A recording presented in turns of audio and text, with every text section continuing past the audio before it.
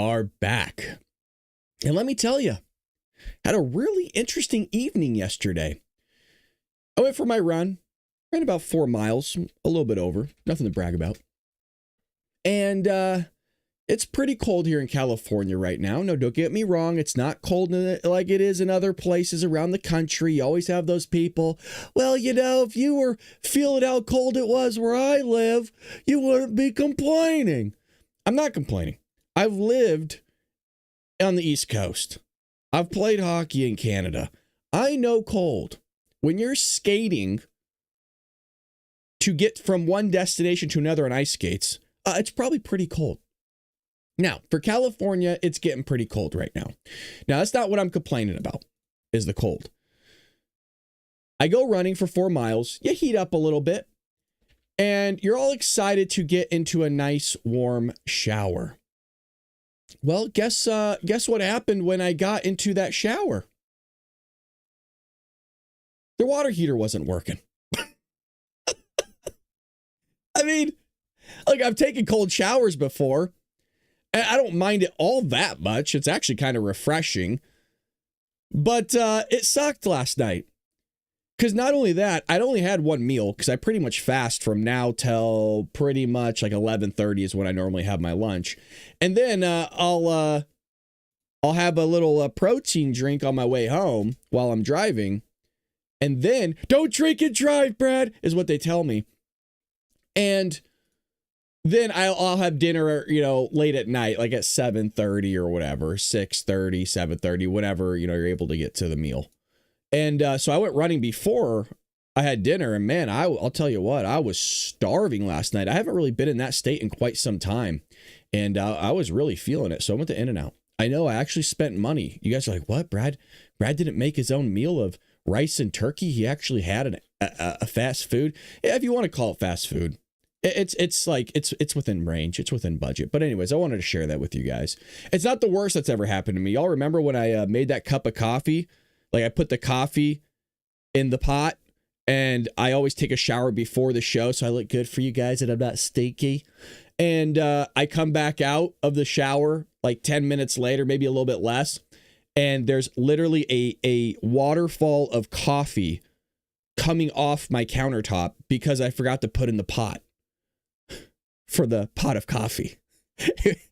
Don't get me wrong, the pot was sitting right next to it, but I'll never forget that one because I was horrified that even happened. That was not a fun morning. And then I had to clean all that up, brew a new cup of coffee, and try to get the show going on time. And we don't do the show without coffee. We've done it twice, a couple times here, and it's rough. It is very, very rough. So anyways, I always like to give you guys little updates, little fun tidbits here and there. Also, we got a new look of the show. I mean, how do you guys like it? We got a little sampler, a little teaser for Dark MAGA yesterday. So they kind of got to see the new bells and whistles a little bit here. It's always kind of exciting when we get something new because it's extremely rare if we ever get anything new for the show. So this is something that's been years, quite literally, in the making of getting a new camera lens, a wide lens, to where I can actually sit normal and not hunch over reaching a keyboard that's really far in front of me because I got to stay in frame. So now this looks a little bit more like what the show looked like not too long ago. So with that being said, let's jump into the news, folks, and let me know in the chat if this is something you like and you're kind of digging here. Let me get kind of everything squared away. There we go. Now I got everything set. And then, hold on, I'm sorry. Everybody settle down. We got a lot of tabs here for me. All right, we got that there. Got that there. There we go. And then what we could do is bring this over. Bada bing, bada boom. Perfect. All right, we're still getting everything. We're getting used to everything here. All right. Well, the big kind of news of the day is right here. You have on Tuesday, Congress overwhelmingly approving a bill that forces the Department of Justice to release all unclassified, that's a key point, unclassified files related to Jeffrey Epstein and his work and his network of co-conspirators and associates. Now, here's how everything played out yesterday.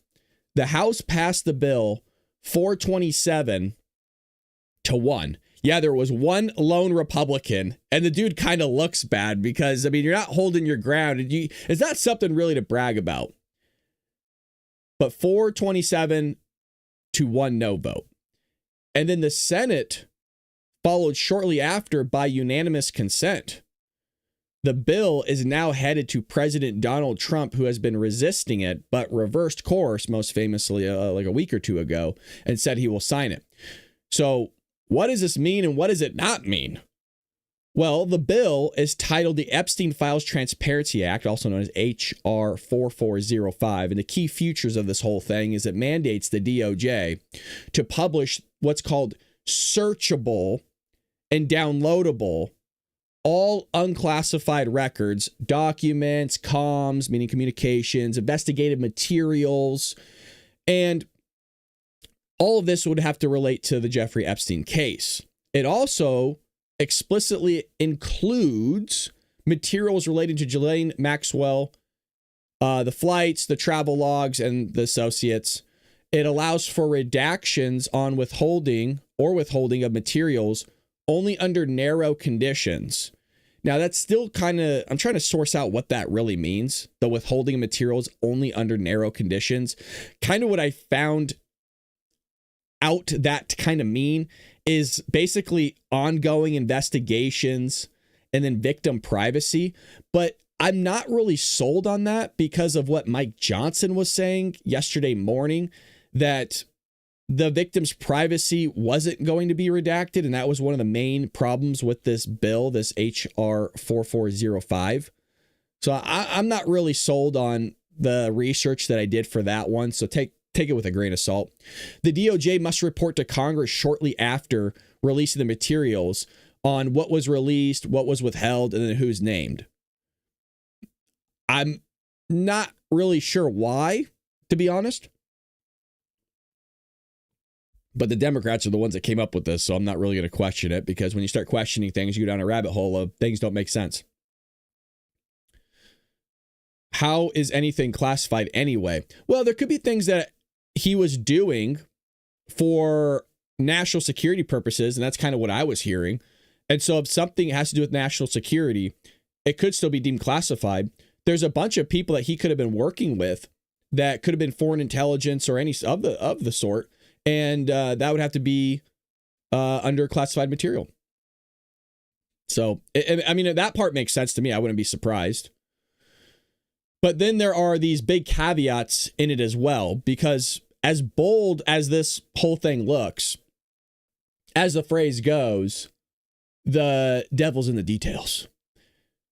The bill does not force the release of classified materials, like Shroba is mentioning here in the chat, or anything the DOJ claims might jeopardize an ongoing investigation. There's the other route.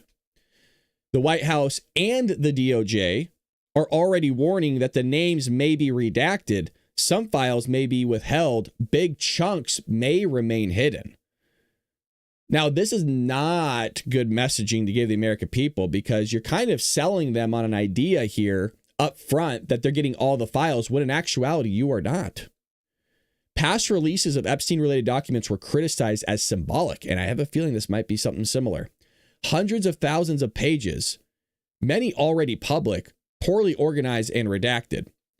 Now, this matters for Trump and the GOP, because when you connect the dots here, you find some things that are interesting. Trump has long maintained he had nothing to do or hide, but also called the Epstein file discussion a hoax and tried to block disclosure. He wasn't saying, and Mike Johnson has come out many times, so is Trump, saying he's not talking that the files themselves are a hoax. The messaging and narrative that the Democrat Party has been promulgating along with the progressive left, that was the hoax. And now that the pressure is basically overwhelming, Republicans are breaking ranks, led by Thomas Massie and others. The GOP is effectively saying transparency wins. I agree with them. The vote puts Trump in a tricky kind of position here, because you sign the bill and look supportive of victims/transparency, but then risk exposing allies or donors veto or obstruct, and he looks like he's protecting the powerful. So transparency is the chess move here. That is checkmate. And the public on this whole thing is, they're fired up. If you go on TikTok debates or you're scrolling through Instagram, Facebook, this is all anybody's talking about is the Epstein files. And as much as I want the Epstein files to come out, at the same time, it's also kind of that phrase, you're beating a dead horse. It's you're almost becoming desensitized to it. And I don't even really like talking about it. I know it doesn't seem that way because I'm covering on my show, but it's also news, and it's the biggest news that's out right now. And I want to make sure that you're up to date on what the heck's going on with it. But I also know, as we've mentioned before, that no matter what happens and is released, it's never going to satisfy that itch for people because of the theories and people's ideas that they've come up with over the course of, 4, 5 years, 6 years. People have concocted some really elegant stories, and it's not going to meet their threshold. And like I said, it's not going to scratch that itch. So because most Americans believe this isn't just about Epstein, polling is showing, check this out, 77% of Americans say that they want all the Epstein files released, but the keyword is all, but they're not going to get that. Survivors of Epstein's abuse may be marching, crying out for justice for years.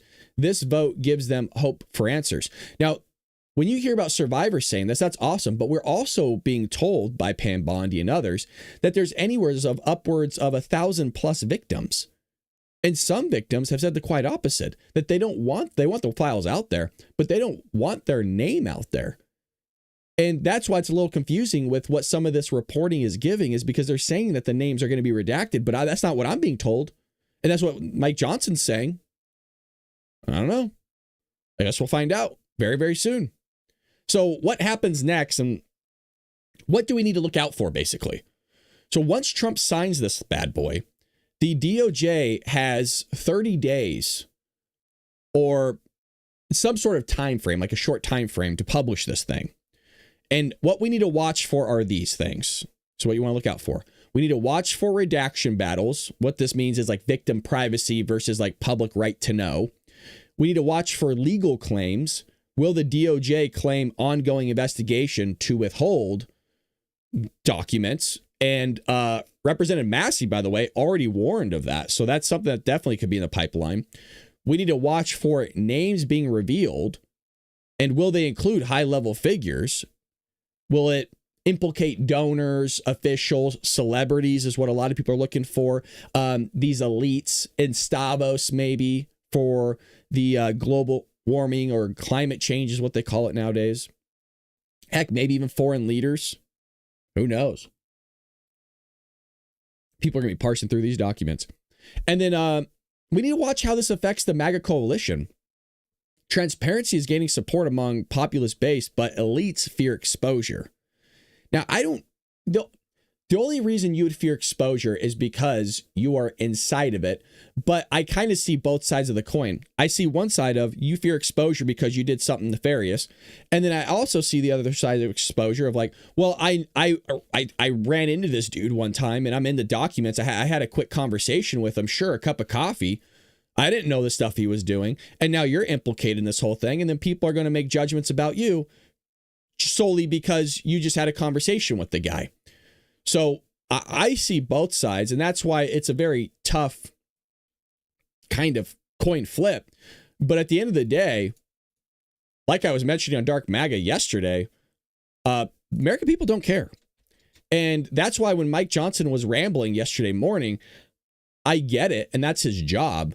But I think there's also a pretty big disconnect from Washington and I don't know, the rest of the United States about the appetite for Americans really don't care. And that's a sad thing, to be fair, that they're so frustrated with what's going on that they are willing to throw away, in a sense, certain judgment that they wouldn't otherwise have. And by judgment, I mean, you don't want victims' names out there. You don't want, Kitty Corn to be thrown out there either. And that was another thing Mike Johnson talked about. This doesn't necessarily protect against that.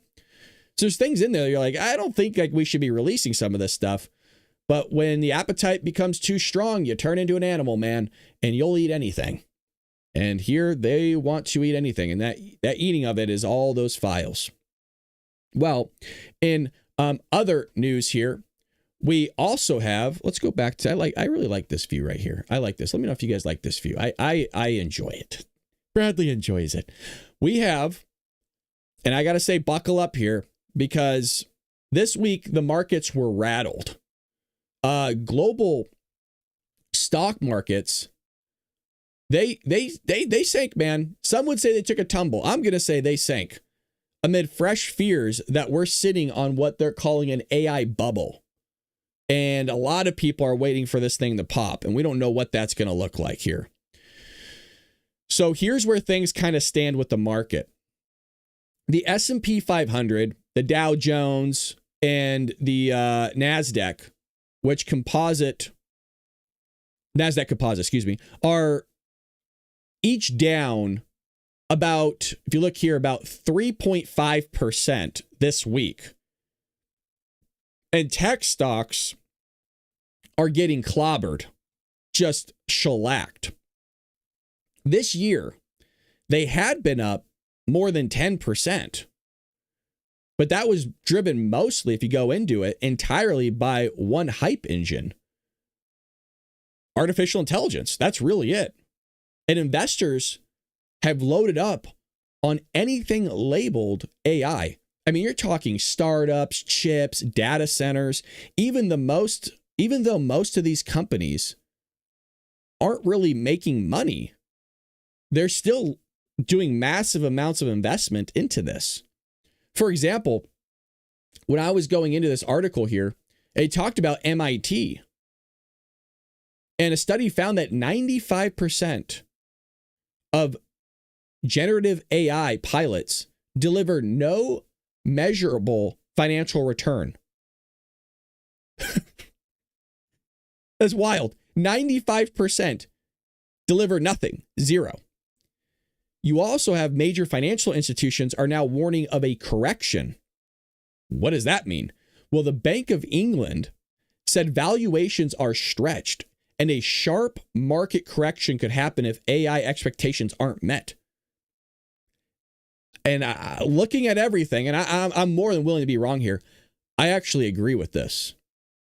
And I've said to people ask me for my advice, not that my advice is worth anything, but they ask, and they say, Brad, what do you think's going to happen here? And I said, well, there's something weird going on that we're not being told. There's something odd that's taking place that really just isn't making sense. And you see companies preparing for something that they know about, but nobody else does. Like Bezos is an elite. He's connected to people everywhere. Nancy's getting out of Congress. Why all of a sudden does she want to give up the power? Something weird is going on. My guess is either AI will take off. I mean, there's only two options here. Or there is going to be a pop and businesses are trying to soften the blow. And I'm looking at Amazon, Microsoft, these companies, specifically Amazon in this case, letting go thousands of people because they're banking on AI for their manufacturing. Now, I do think regardless of a pop or not, that's going to happen. But I think because there's so much investment happening and that investment's not giving any sort of financial return, that a lot of these companies are going to get destroyed. And remember, for example, you have OpenAI, ChatGPT basically. Well, ChatGPT is there's a lot of companies out there that are investing in the ChatGPT. So let's say, for example, let's something silly here. Let's say I had a business. Let's say the Bald Brad Show, and you're like, hey, I want to invest in the Bald Brad Show, but then I took money from my show and I invested in ChatGPT. In a way, you are investing in ChatGPT, in that artificial intelligence, because that's exactly what I'm investing in. So that's what is happening right now, is not only are people investing in these AI companies, directly, but also indirectly. And so when they fail, what's going to happen? Well, that's going to cause disruption in a lot of other markets because everybody else is investing in this and having it run their companies or help out in some way, shape, or form. So that's why I actually do agree here. The question is, when's it going to happen? Now, major financial institutions, again, say there's going to be a sharp market correction happening. Legendary investor Mark Mobius, cautioned that top AI stocks could drop, this is wild, 30 to 40% if the bubble bursts. Yikes. You're going to be asking, like, I don't give a crap, Brad. I'm out here living in a box. This doesn't mean anything to me. I get it. But we also need to talk about how it actually relates to you. So how this is going to relate to you is there's that idea of the hype versus reality. You know, this affects your retirement. This is going to affect your 401ks. And I would say the economic future of the working. You know, we're talking about middle-class Americans here. Now, if you're not middle class and you're upper class, we have a donation tab here on the show. You can contribute your hard-earned money to help, get more camera equipment or, we need stuff. But all jokes aside, hype versus reality is what's taking place. So the hype says AI will change everything, and I really hope it does, and I think it's going to. Now, the reality is most companies are still piloting. They've built basically kind of like a demo, maybe, but they haven't built an actual business yet. So MIT is saying that only about approximately 5% of companies reach meaningful production with their AI. But the question is not where it's at now, where it's going to be in 5 or 10 years. 5 years ago, we weren't seeing robots running around folding clothes or putting away boxes and all this other stuff. It's wild. Also, what's happening here is valuations are outperforming profits. So big tech valuations are soaring on future promises, not current earnings. The comparison to the dot-com bubble, which is a lot of people rightfully, in my opinion, point towards, of the late 90s, is already being made. The market gains are really narrow with all of this. I mean, if you look at it, it's fascinating because only a handful of these mega cap AI tech firms are the ones that are driving most of the rally. And that means if basically this whole thing flips, you could see a cascade, because the ones that are always talked about are the ones that are doing well with AI. Most of them aren't.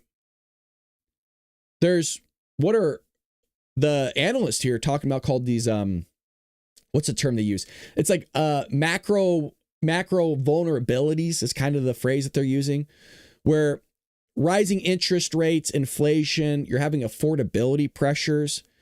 And these make, how they're explaining it, is a market downturn even worse, where cheap money helps support richly priced stocks. So tightening the money and the bubble deflates. So there's a lot of these forces that are kind of all working in unison together, and we could be seeing something pretty crazy. So what's next in all of this? Because you got opportunity and risk with this AI and the possible bubble burst that's taking place. And maybe this rally is not even a classic bubble. Some analysts are actually arguing that AI is real and transformative, worth the investment. But you can't imagine nor ignore the warning lights that everybody's been talking about. I mean, heck, you got Goldman Sachs here. You got AI talking about it. Slate Stone Wealth is in this report. You got MIT looking at things. SoftBank CEO. You got NVIDIA's in this. Everybody's talking about this, folks. If you are heavily invested in AI stocks, obviously you got to recognize the risk of a sharp drawdown. I mean, we're talking 15 to 20%. And that's what they're saying is a conservative range. 30 or more percent is still not off the table, according to what I'm reading. And if you're long term, this could be an entry point when a correction later comes. And history shows buying after the panic truthfully does have value. You got to consider diversifying where you got emerging markets taking place, value stocks, non-tech sectors. I mean, that could benefit if you, The non-tech sectors are really what could potentially benefit you if the tech rally stumbles. The problem is, and I think this is the point that they're missing in a lot of these articles that I'm reading about AI and the burst, the AI bubble burst, is that, again, even if it's a non-tech sector, they're still investing in artificial intelligence. The question would be, to what capacity are they? And I think that's when you got to dig down into the financials and see if there's any sort of disclosures in there or any sort of footnotes regarding this possible investment or current investment in artificial intelligence, and to what capacity is that in their business. And then you got to figure out, okay, well, if it goes south, how much is that going to impact the company as a whole? So keep an eye on AI business fundamentals here, because you really want to see, are these companies posting real profits, or are they just delivering productivity gains? And I'll tell you what, the MIT report is saying 95% are not. So my final take on this is that we're basically at a crossroads here, folks. AI could revolutionize industries. Everybody agrees with it.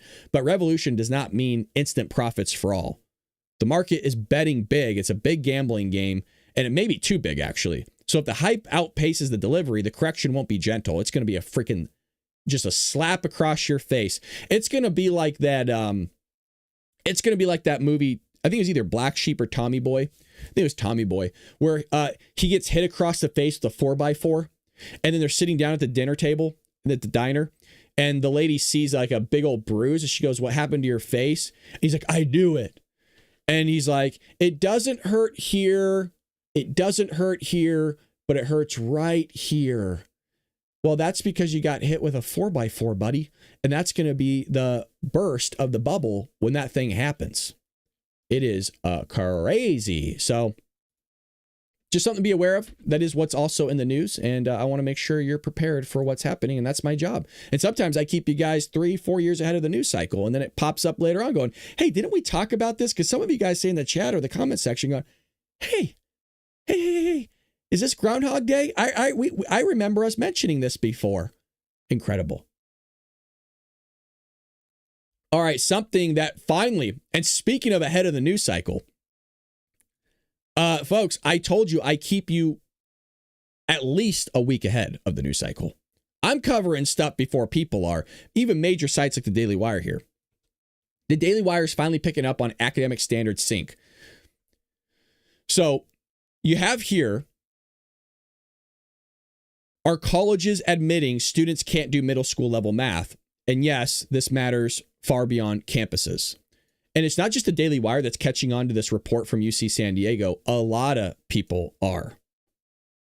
It's a bonkers report. And yeah, you're damn right I'm going to spend some time on it, because this is going to cost us in the range of like $90 trillion, according to one economist, over the course of a period of time. We're going to lose GDP growth over this. This is not, I would say this is one of the most insane studies I've read in some time. And I'm not exaggerating that one bit. This would be pop quiz. 7 + 2 = blank + 6. You can't do it.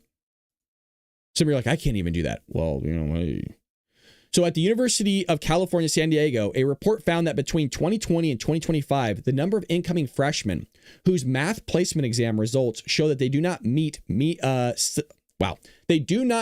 middle school standards grew nearly 30-fold. In 2025, incoming class, meaning the freshmen, 1 in 8 freshmen, that's 12.5%, about 13%, fit that description. So 13% of the incoming freshmen at UC California, San Diego, or UC San Diego, literally can't do middle school math. And the shocking example is they give you an example of what they do here. 7 + 2 = blank + 6. So if you have an equal sign, they have to balance out. A lot of people teach that wrong. An equal sign is just a balancing beam. This side is 9. This side has to be 9. They can't do it. You just got to fill in what this number would be. The report adds, these students did take high school math courses, and many earned high grades. In other words, the high school credential is increasingly meaningless. And that's exactly the word that they used in the report. The report found, the UC faculty that were doing this report, if I had to kind of back up and give you like a big picture, because I actually read the 54-page study itself. I have the highlights to prove it. Is UC Berkeley was having the same issue. And kind of what I found in the writing from the faculty that did the report here was UC Berkeley was kind of looking around going like, what is going on? Like these kids can't do basic elementary school math, quite literally. They can't do middle school, but they also couldn't do elementary school. We'll get there in a moment. And so UC Berkeley says, hey, well, we need to maybe look into testing these kids to see if they're even qualified to even be at this school now, because they couldn't understand why these kids were failing all their higher level classes, even the basic level classes, and math is in sciences, it's in obviously mathematics, it's in engineering, accounting. And so it's having these outgrowth effects. And so UC Berkeley didn't really have the software, and they felt like they didn't really have the means to handle this. So they call UC San Diego. And UC San Diego was thrown off guard with this call because they mentioned in the report, like, look, Berkeley never reaches out to us. So we kind of knew something odd was up, because if they're reaching out to us for help, that's the kind of put your antennas up. And so the vibe that I was getting, they didn't explicitly say this in it, but this is kind of what I was parsing through and understanding of it, was UC San Diego has been doing these placement tests since like the 70s. And so that's why UC Berkeley wanted to get their technology to be able to do these placement exams right here, these placement exams, so that they could figure out what's going on. And amidst this conversation, they realized, meaning Berkeley, that UC San Diego was having the same exact problem. And I'm like, well, don't you guys talk to each other? It seems like they don't. And so they're like, hey, well, maybe the other UC schools are actually experiencing this, meaning kind of the vibe I got was every kind of university thought that they were the only ones experiencing this, was the kind of my understanding of it. Now, I could definitely be wrong on that. And it almost seemed like they didn't want to reach out to anybody because it kind of makes your school look bad, of like, oh, hey, we're admitting all these students that can't do elementary school math, and we're freaking Berkeley. So they kind of kept their mouths shut on it, it seems like. So they get all the UC schools together, and it turns out everybody's experiencing this. Everyone's like, oh, wait, yeah. Hell yeah, we've been experiencing that for 6+ years. It's not just because of COVID. Do not think it's just because COVID. That's what the report says, only because they wanted to go back 5 years. They could have went back further if they wanted to. Okay, so the study only goes back 5 years because that's what they came up with to do. So that's kind of the backstory of what some of the areas of the 54-page report say. Now, the report connects part of this crisis to broader policy changes, like removing standardized testing requirements, which I do agree. Grade inflation, which I've talked about.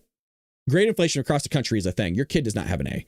It might be legit, might be. The problem with grade inflation is that what that means is your report card shows an A, but you actuality probably realistically have a low B, like a B minus, maybe even a C plus. It's that inflated.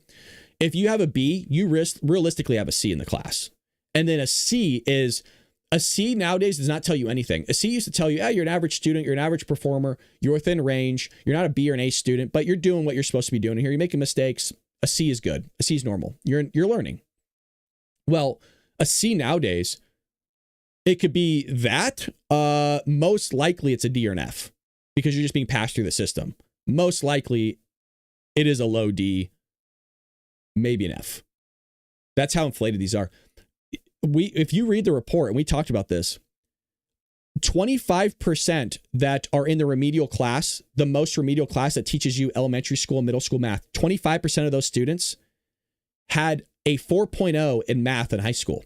They had perfect A's, and they can't do middle school or elementary school math, but they had 4.0s in high school. That tells you how inflated the grade is. And then you have all these people, because they're not aware of this. I did 2 videos of this on TikTok, and they're saying, well, I don't believe that. You're telling me people are taking pre-calc and calc in college and can't do middle school or elementary school math? Yes. Yes, I am. Absolutely, I am. I've seen it. So this isn't just anecdotal. This is backed up by evidence. This is nothing new. This has been going on for so long. This has been going on since at least 2011, when they got rid of the high school exit exam in California, because they said it was racist and discriminatory because black people couldn't pass it. That's from the Los Angeles Times. I believe it was from 2011. You could read that. There's a reason why they got rid of the SAT, ACT, because kids were doing so poorly they couldn't get into college. So this is outgrowth of consequences that were never bestowed upon people. And so now they get in these universities that are actually high IQ universities, and you can't perform.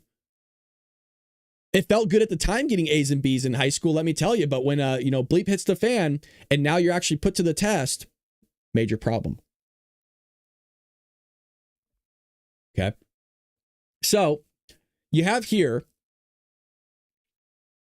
grade inflation, admission expansion from under-resourced high schools.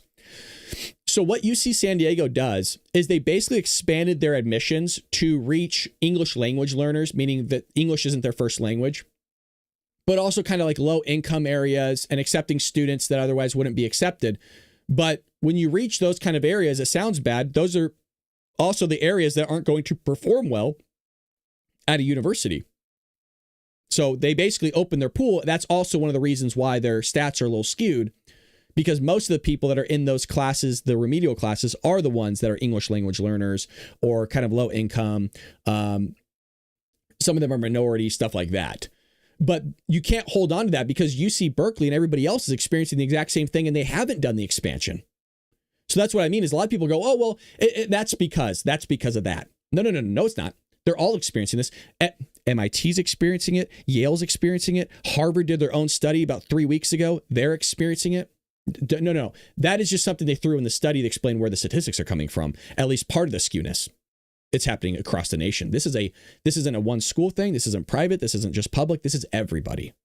At the University of Maryland, Eastern Shore, lawsuits allege the school admits, check this out, 90% of applicants has a 17% on-time graduation rate and looks the other way at cheating in academic standards to keep federal funding flowing. So they can get the money going at this University of Maryland Eastern Shore. They accept 90% of people.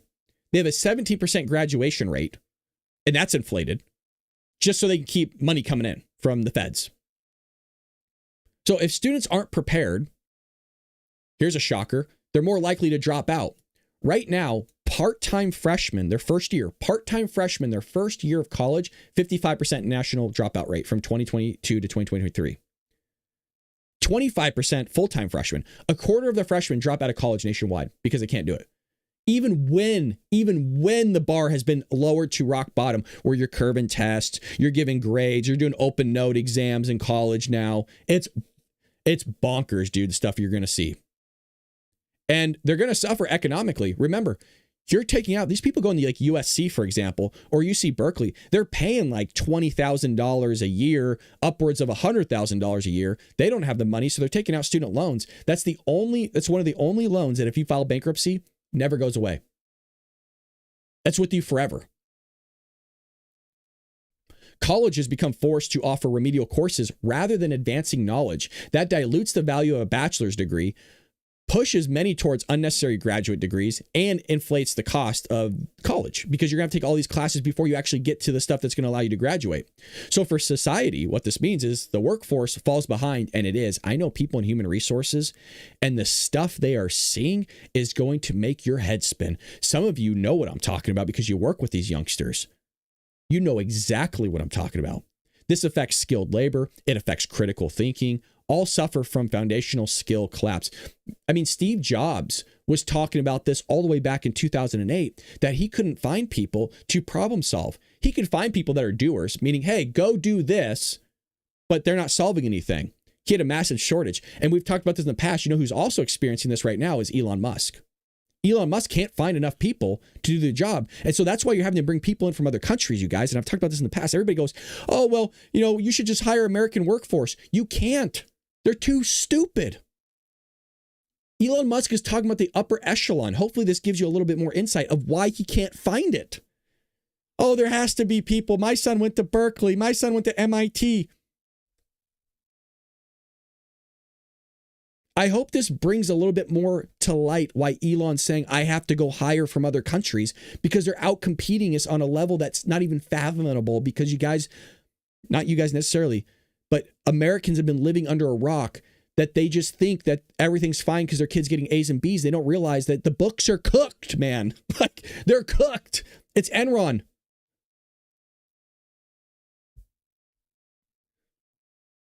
So what's causing all this? Well, K through 12 schooling has been degraded. You have learning loss from the pandemic, which is true. I don't think to the extent that people are saying it is, and from what I've seen. You have under-resourced schools. You have large expansion of admissions from these schools so they can make more money. And like I said, UCSD reports show many students who need remediation come from these LCFF, these low resource schools. 75% of these students are low income English language learners or like foster youth. But again, that's just their report. This is happening everywhere. Admission policies prioritize access over readiness, meaning, can you actually compete at our university? Oh, well, we don't need to worry about that. We just want your money. Come on in. UCSD says admits with high grades but weak fundamentals are increasingly common. Now, why should you care? Well, because this is a ripple effect. Elite universities are seeing this problem. Employers will face graduates lacking key skills. Did you guys know that they don't know how to 10 key? They don't know how to type. Their typing's like this. Some of you type like this. They don't know how to use Microsoft Word. They don't know how to use Excel. They don't know how to use any of this stuff. And that used to be kind of like one of those basic proficiencies coming out of college and high school that you'd have on your resume is Microsoft Proficient. They can't do it. Some of them never even used Excel. So it's crazy because they're asking for more money at these jobs, but they don't have even the basic skills. So that raises wage pressures. It demands extra training and slow growth for a company. Taxpayers fund higher education, by the way. You got student loans happening, remediation programs. When results are weak, the cost goes up and benefits go down. And for conservative policy, this is a call to restore merit, by the way. Standards, accountability, meaning you're holding people back. I say bring back the high school. You need to hold people back. If you don't have the prerequisites to move forward, then you don't move forward. You have to take the class over again for that entire year. So what they do now is they don't hold you back anymore. They'll move you. Let's say you don't pass Algebra 1. They will put you in legitimately Algebra 2. And while you're in Algebra 2, you'll just take a quick online course that will remediate that Algebra 1. You don't actually learn the Algebra 1. You just AI the whole thing, and you passed it with an A. Oh, my kid got an A in Algebra 1. Why are they not succeeding in Algebra 2? The teacher must be bad. Well, no, because your kid probably cheated and didn't know the stuff. And because you weren't monitoring them, which is a parent's job, well, now they're failing Algebra 2 because they moved on. And then what's crazy is, get this, say you didn't pass Algebra 1 or Algebra 2. Guess where you're going? Yes, you are advancing to calculus or some other thing, but yeah, you couldn't do the basic math beforehand. What makes you think you're going to do a higher level math, a dramatically higher level math? And then when you fail it, guess what? Parents get upset. Oh, this school sucks. They're not offering me resources. Well, my kid, blah, blah, blah, blah, blah. It's always something. It's never their fault. It's always everybody else's fault, which we've talked about at length here on the show. So the question that we need to watch out for is, this is what needs to happen. Will colleges raise standards? Meaning require the SAT, ACT, and a baseline proficiency, or are they just going to continue to have open admission with remediation built in? The other question is that will K through 12 reform follow, meaning focusing on fundamental skills, reading and math, rather than equity ratings or test phobia? If you're stressed nowadays, guess what? You don't have to take the test anymore. You just go to counseling office. Oh, and they'll call you. Counseling will call you. Yeah, they're having a mental health issue. I'm like, okay, well, what's the mental health issue? Well, they're stressed about the test. I'm not kidding. That seems like I'm joking. Nowadays, if you are stressed, it is considered a mental health issue. Who wouldn't be stressed over any sort of test? People are stressed at work every day. That's how we treat the youth. Yeah, you don't have to take it. Sometimes they go, oh, well, they'll take it when they're ready. It can go weeks, literally weeks. So test phobia, it's a thing. Will higher ed institutions face serious pushback, meaning from parents, taxpayers, legislature? No. You can't get serious pushback from parents in higher education. The reason why is because parents aren't allowed to be involved in higher education. Legally, they can't. HIPAA. Will federal student loan policy adapt? No, because it's money. So massive problem, insane study, and it has drastic consequences for the entire nation. So, no, you don't need the SAT. They stopped doing the SAT, Angel, in 2020. So no universities were using the SAT for about 5 years. Yeah, they've done away with it altogether. You can still do it and submit it, but it's not a part of your kind of your qualifications to get in.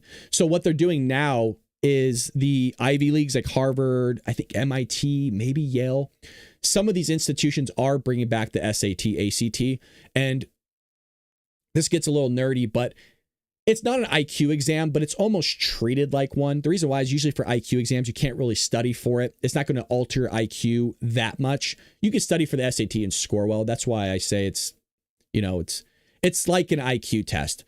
It's just one variables of many, and it has a very good contribution factor to it that shows in some degree a pretty good relationship with your success rate at the university you're going to. So with that being said, they done away with it. And so all they had to go on with these admissions was their high school grades.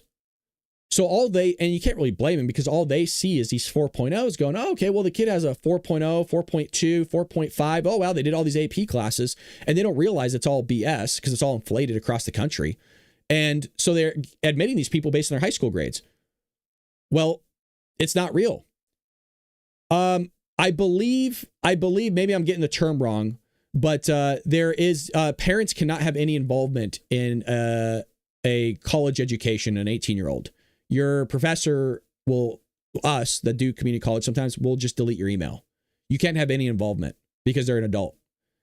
So there is a privacy factor there. Yeah, maybe I'm getting HIPAA wrong. Maybe it's maybe I'm getting the acronym. There's another acronym then for it. But yeah, you as a parent, it's hilarious because you will get parents emailing professors, my son or daughter, blah, blah, blah, delete, because they can't have any involvement. It's hilarious. It's hilarious. The amount of parental involvement in education is really head spinning. And I think it's great to have involvement, but that involvement needs to be with you and your kid, not you and the teacher. The teacher's the one that teaches. The teachers do their job. I know people could think that they don't. Put it this way. I have never, and I've been doing this for almost a decade, and I've worked in a lot of different schools. I've had to observe a lot of different schools for 40 hours a week for 2 years, actually. Different schools. I have never, not once, me walking into a classroom, me observing into a classroom for both middle school, high schools across multiple districts, me working at like 6 different schools myself. I have never, not once, seen a teacher not teach. Not once. Doesn't exist. I'm sure it exists somewhere. It's just an excuse, and people love to blame other people for their outcomes because it's easy. You don't have to take the hit. The teacher does, or the school.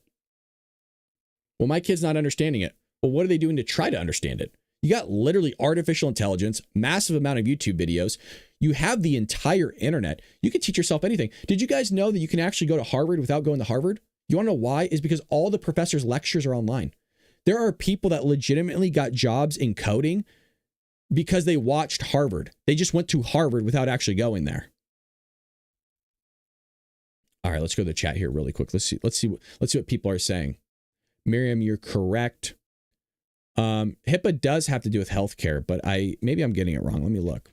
Let me look up what it's supposed to be. Oops.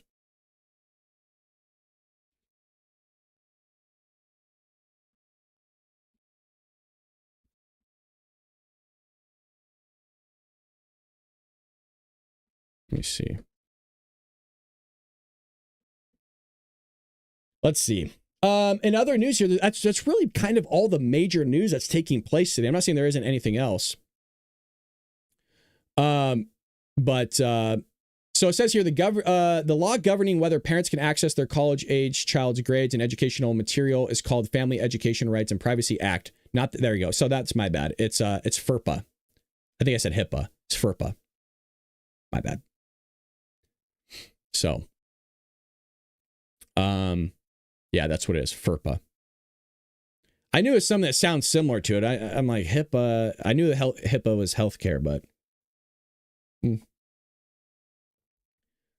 So the only time that would really, like where you as a parent do retain rights of your son or daughter is only from 17 and younger. Once a student turns 18 or is attending a post-secondary institution, the rights generally transfer to the student. I'm not saying there aren't those like different cases, but a lot of people don't realize that.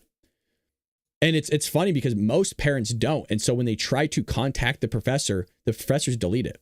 I don't even write back. I literally just delete the email because they're not allowed to know. That's none of their business. And it's sad because they've gone so long. Some of these parents, unfortunately, have gone so long with bullying educators that once they can't do it, their kid just fails. Because what you'll see in different schools around the country, a parent will bully the teacher to get their way, and the teacher's like, "Well, I'm not making six figures. Why am I going to deal with this crap?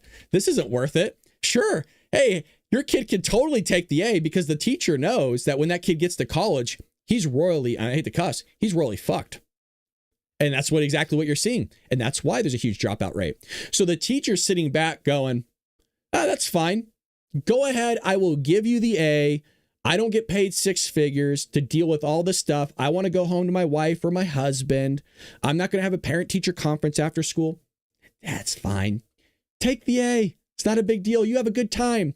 Kid takes out $400,000 in student loans that he's going to have to pay back. Teacher still has a job, pension, 403B, investments, going home, having a good time. And they're suffering in college because they didn't want to listen to the guy that's, the professional in the industry. But that's fine. We're just teachers. We're just idiots. Yeah, we don't know anything. Guess what? I follow Dave Ramsey. I do not have student loan debt. I also passed the high school exit exam. I also knew my stuff. I also actually remediated the classes that I didn't know. So I knew the stuff. So when I got to college, I was actually successful. Guess what? I also took a college exit exam. I also took the SAT, ACT.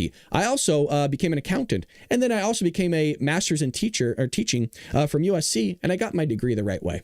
And you know what? I know my stuff. And I don't have debt. I don't have college debt because you do things the right way. Turns out when you do things the right way and you listen to the professionals, things work out pretty well. Not always, but they work out pretty well.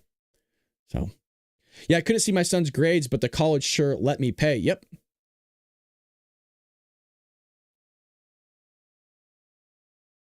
That's when mine went to college, prep school. I wasn't playing around with their education. Depends on the city, state, Angel. All right. Yeah, look at it. That's a lot of people. I just gave you some information you didn't know, did you? That's okay. You give me information I don't know either. My kids passed the exit exam as sophomores in high school. That must have been a long time ago because they got rid of that like 10 years ago. All righty. So this was also happening here.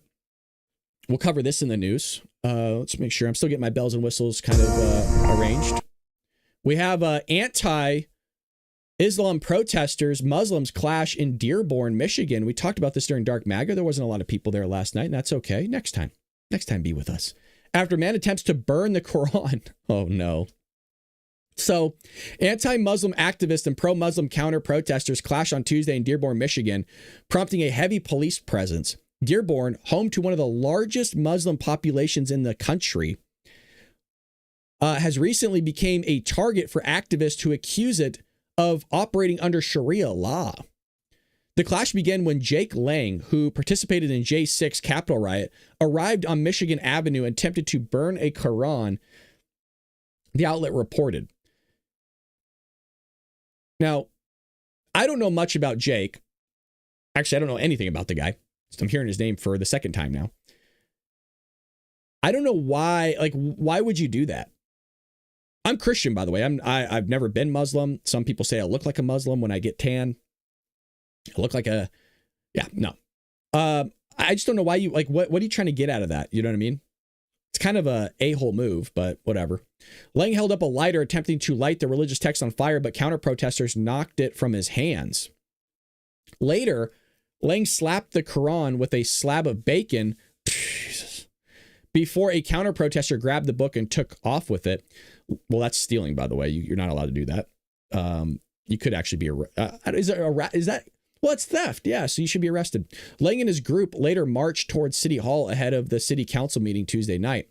Police maintained a perimeter on the sidewalks and along Michigan Avenue, intervening briefly when the clash escalated following Lang's attempted burning of the book. One person was seen arrested at City Hall, according to M Live. No injuries were reported. The chair of Michigan Democratic Party, Curtis Hurdle, condemned the attempt of the burning of the Quran. I guess my question would be, as a reporter, if it was the Christian Bible or the Catholic scriptures of sort, would you have also have condemned it? Because I don't know if a lot of these people would. I will say seems to be a double standard when it comes to Islam versus Christianity, where it's okay to make fun of Christians, but when you make fun of, Islamic people, well, it's that now is, you can't do that. You're crossing a line. I'm not for burning anybody's scriptures, by the way. I don't care what it is. I'm not for burning really much other than wood. But it doesn't matter what I think. This is what the news is saying. Attempting to burn a religious document is unacceptable act of hate. I wouldn't say it's hate. It depends, because hate's subjective. Maybe the person does hate Islam, but maybe they don't, and they're just trying to make a statement. That doesn't mean you hate it. Like I could burn a newspaper. Doesn't mean I hate the news that's in it. Like I could burn my book, Trojan Horse: How the Left is Destroying America. Get yourself a copy today. The link's in the description. Go to baldbrad.com. Get yourself a copy of the book. It's also on Amazon. Trojan Horse: How the Left is Destroying America. I could burn my book. Doesn't mean I hate it. Matter of fact, I love my book, but I can still burn it. That's why I think it's a little bit.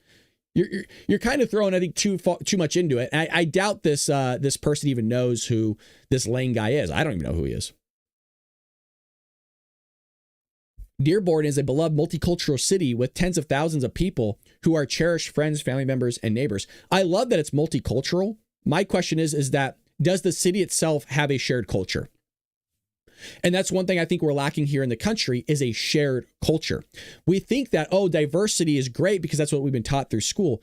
Diversity is great so long as that diversity has a shared culture, a shared idea and value system, then it's extremely strong. But what we're finding out in this country is that we don't have a shared culture anymore because we've been indoctrinated in the school system for so long. And you've been told that your country's dog shit and that's terrible and it's evil. And well, because it's terrible and evil, people have been indoctrinated their entire lives with that mentality. And so now they just crap on the country, which they decide not to leave. Anthony Hudson, who's the Michigan gubernatorial candidate, a Republican, walked with supporters along the sidewalk as part of a demonstration that appeared unconnected to Lang's movement, protest. I don't know what the hell this guy was doing. He's an idiot. Hudson he is an idiot. Yes. You want to know why he's an idiot? Because I've called everybody that decided to storm the Capitol a bunch of idiots. You're adults.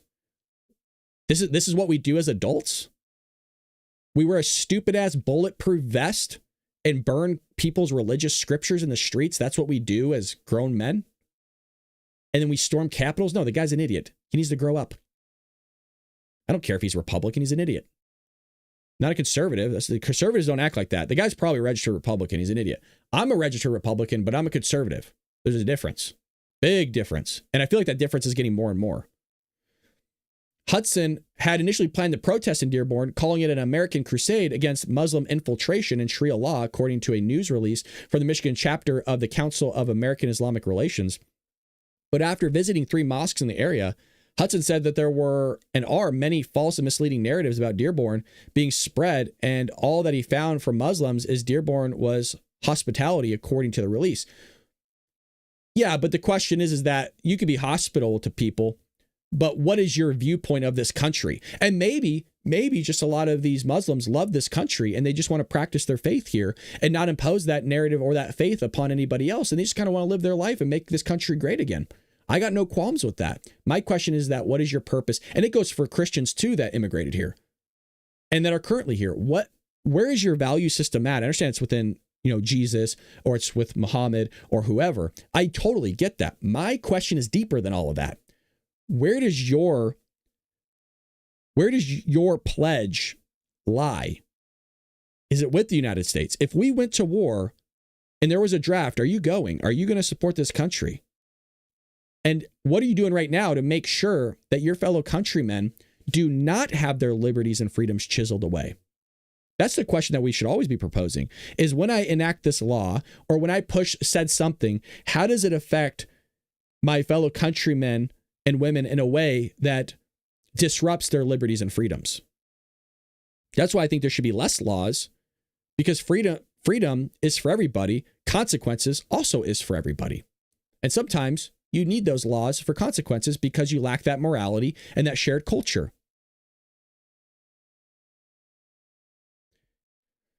He also said he was opposed to outsiders traveling to Dearborn with plans to burn the Quran. Yeah, that's a little odd. I'm not for doing that. A little weird. So That's kind of what popped off yesterday, and it upset a lot of people. So, and rightfully so. Now, would I get furious acting like this guy right here? This is what's kind of there, right? Finger pointing, getting each other's faces. No. I wouldn't like if somebody burned the Bible. Just in the same way I don't like when somebody burns the American flag, but I'm not going to get in their face and start screaming at them, calling them names, acting like an animal. Who does that? Again, these are supposedly adult grown men. But what you have found is that, unfortunately, it seems like these guys made it their entire life with, I guess, maybe not practicing their scriptures. They might know the scripture, but usually scriptures talk a lot about patience, whether it's the, Islamic faith, Buddhist faith, Sikh, Christianity. They all talk about patience. They all talk about kindness. I have never gotten in somebody's face like that in my entire life. Nor would I. It's not worth my time. Sure, you want to act like an idiot, burn down a building or do something, I'll call the cops on you. But you're not worth my time. There's only so much time we get on this earth, and I'm not going to waste it going out with a stupid ass stick with a camera attached to it, pointed at my face, screaming at some other idiot. So you just got, at the end of the day, you got two idiots screaming at each other.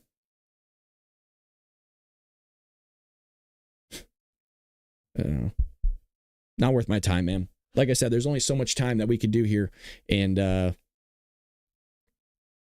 you got to be selective.